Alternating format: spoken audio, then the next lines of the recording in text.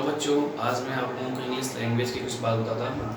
और हमारे English words में, इंग्लिश सेंटेंसेस में कुछ ऐसे वर्ड्स आते हैं जिसको हम लोग नहीं समझ पाते हैं। इसका हिंदी अर्थ होता है को, ना, वाला, वाली, पढ़ेगा और पढ़ा। तो ऐसे ऐसे सब लास्ट में आते हैं हिंदी सेंटेंसेस में, तो हमें कन्फ्यूजन होता है कि हम किस वर्ड को या किसका यूज़ करें। हमें पता होता है इंग्लिश ग्रामर हमें सब आता है, बहुत सारे लोग हैं इंग्लिश ग्रामर आती है लेकिन इंग्लिश बोल नहीं पाते। That is the reason, that's why I have an idea in my mind that just I want to clear this ko, na, wala, wali, the use of such type of words अंत में जब हिंदी के आते हैं तो उसे हम use कैसे करते हैं। तो क्योंकि we are English Hindi people, so in Hindi lingual people, that's why we know how to speak in Hindi. We don't know how to speak English. For to speak English, we have to do a lot of practice for that. Without practice, you cannot speak English. Because practice makes man perfect. So already you know. So practice is the most important factor. If you want to learn any language, if you want to learn any subject, so that time you need practice. With the help of practice, you can speak English, and with the help of practice, you can solve all the things. So we are Hindi lingual people. We don't know how to speak, how to walk, how to talk in English. So it is the factor. That's why an idea came in my mind that just I want to clear means such the small sentences to speak very easily because with English classes. Let us see that point. First, I want to tell you को, ना, वाला, वाली, पढ़ेगा, पढ़ा, ऐसे शब्दों को जब हिंदी वाक्य अंत में आते हैं तो उनका हम ट्रांसलेशन कैसे करते हैं उसको हम बताते हैं आपको। देखिए, यूज ऑफ इन्फिनिटिव के प्रयोग से हम सेंटेंस बनाते हैं। इन्फिनिटिव मीन्स टू होता है। इन्फिनिटिव का मतलब क्या होता है? टू होता है। और इन्फिनिटिव का जो वास्तविक मीनिंग होती है लास्ट में ना, ने, नी से होती है। लेकिन उसी को हम देखते हैं स्ट्रक्चर के माध्यम से देखते हैं। जैसे स्ट्रक्चर में हमने फीड किया हुआ है subject, helping verb plus to plus verb की फर्स्ट फॉर्म प्लस ऑब्जेक्ट। क्योंकि किसी भी सेंटेंस का जो स्ट्रक्चर होता है सब्जेक्ट वर्ब ऑब्जेक्ट के फॉर्म में होता है। तो यहाँ हम helping verb means is, am, are, was, were, has, have, dare, जो कुछ भी हम बोलते हैं वो हेल्पिंग वर्ब होता है। उसी के बाद जस्ट उसके बाद हम मेन वर्ब ना लिख करके अगर इन्फिनिटिव टू का प्रयोग करते हैं तो उस सेंटेंस का मीनिंग चेंज हो जाता है। वही तरह से आपके सामने लिखा गया है। जैसे use of is to, am to, are to, सब सेंटेंस आपके सामने दिया गया है। इसमें मैंने सिर्फ इज टू लिखा हुआ है, ठीक है। तो use of is two means वह जाने को है, ही इज टू गो। दूसरा क्या है? एम टू, मैं जाने को हूँ, आई एम टू गो। तुम जाने को हो, यू आर टू गो। वह जाने को था, ही वॉज टू गो। मैं जाने को था, आई वॉज टू गो। तुम जाने को थे, यू वर टू गो। इस तरह से सेंटेंसेस को के लिए हमारा सेंटेंस बनता है helping verb plus infinitive plus verb की फर्स्ट फॉर्म के साथ बनता है, जैसा कि स्ट्रक्चर आपके सामने है। नेक्स्ट पॉइंट आता है हमारा has to, have to, had to.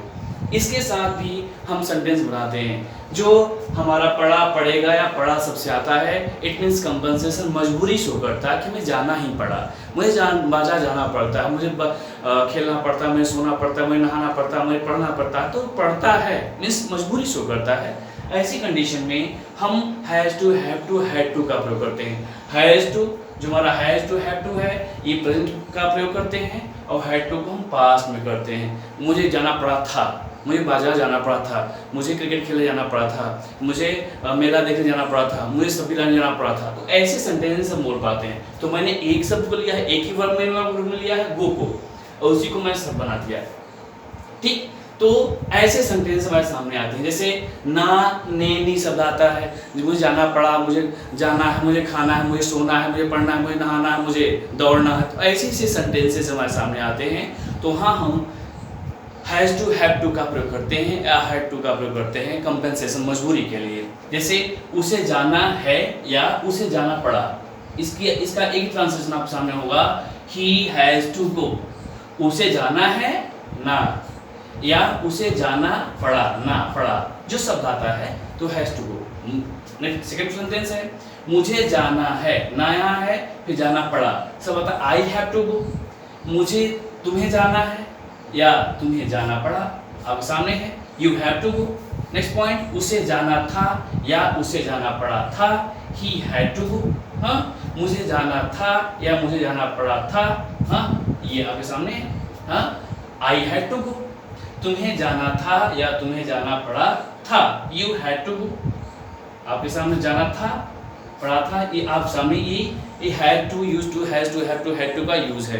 तो आपके सामने सेंटेंस है कि मुझे जाना पड़ा था, मुझे आना पड़ा था, मुझे जाना पड़ा था, तुम्हें जाना पड़ा था, उसे जाना पड़ा था, तुम्हें जाना पड़ा था। इस तरह से आप sentence I had to go, you had to go, you were to go, so ऐसे हम सेंटेंस बना सकते हैं। नेक्स्ट पॉइंट में आता है इसी के विषय में आता है, जैसे पढ़ेगा, वो भी फ्यूचर मजबूरी शो करता है, फ्यूचर कंपल्सन शो करता है।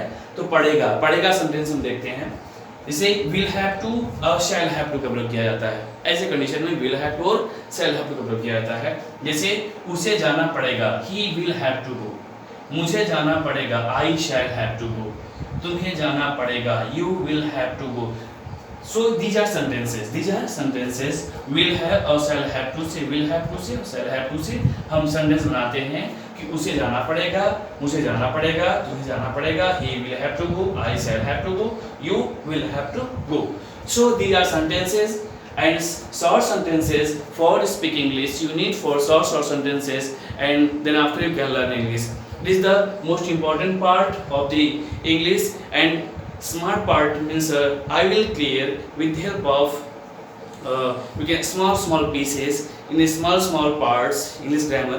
I'll teach you because English portion, because we don't know about English grammar, we are Hindi lingual people, but we need to study grammar portion for to speak English, because without English language grammar we cannot speak English. But that is communication is different thing, language different thing. Already I have told you many times that language is the expression of feeling, language is the expression of feeling, but we need for that, because we are learning a foreign language, another language, different language, so we have to need for the grammar portion. We need that. Without learning you cannot speak English, you cannot proceed yourself.